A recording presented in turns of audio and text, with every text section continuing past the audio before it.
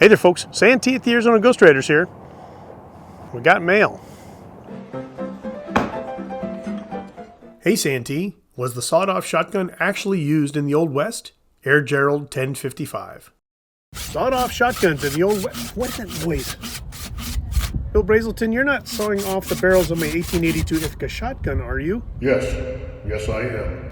I hope not.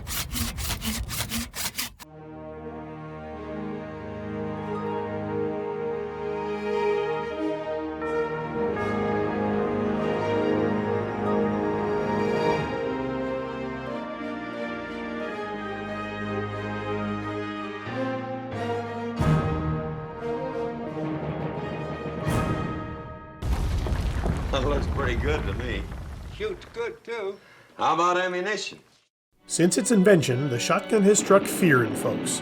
Little deadly balls of metal coming at you with the force to turn you into a colander is definitely sobering. Wasn't a thing I could do. That shotgun just practically tore him apart. Yeah. Sometimes the mere presence of a scattergun at an altercation is enough to settle things down. Mississippi, keep that gun pointed right at this table. Both barrels. While other times, not so much. Regardless, I think we can all agree that being on the business end of one of these is not preferable. The standard barrel length on most shotguns in the Victorian era was about 30 inches, but throughout the era of westward expansion, we see that vary. The messenger gun, known today as a coach gun, had a barrel length of 18 to 24 inches and was used by men who protected the strong boxes on stagecoaches. However, there were shorter ones. Yes, there were. Just a disclaimer before we get into this. The law in America prohibits civilians to own a shotgun with a barrel length shorter than 18 inches unless you have a $200 federal tax stamp.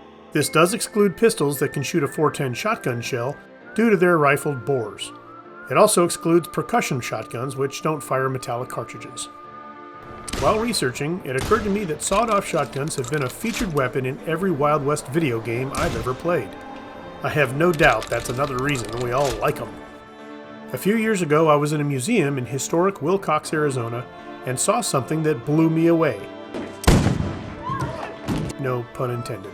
It was a sawed-off shotgun from 1885.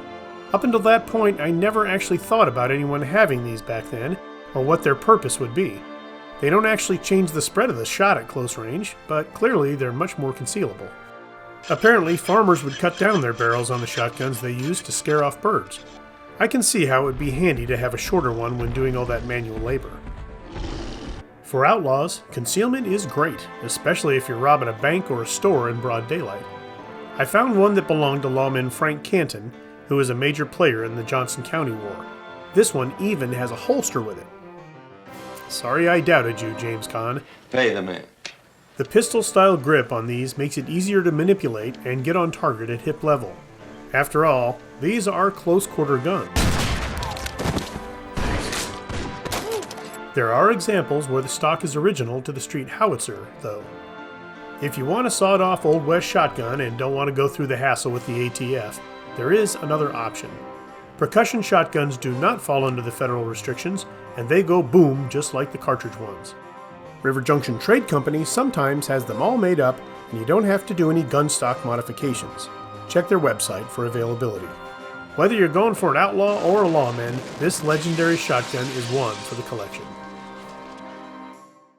Well folks, that's it for another episode. Thanks for watching. As always, please like, share, and subscribe, and we'll see you on down the trail.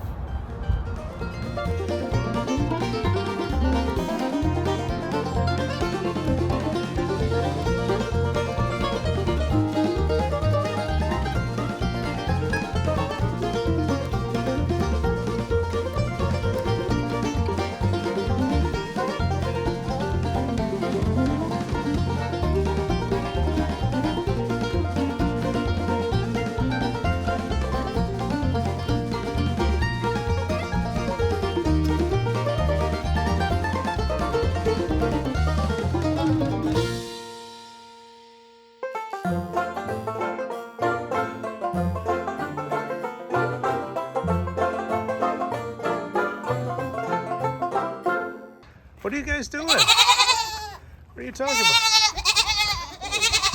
is up with your ears? Look at them ears. What is with your ears? You don't have ears like that. What's this guy doing?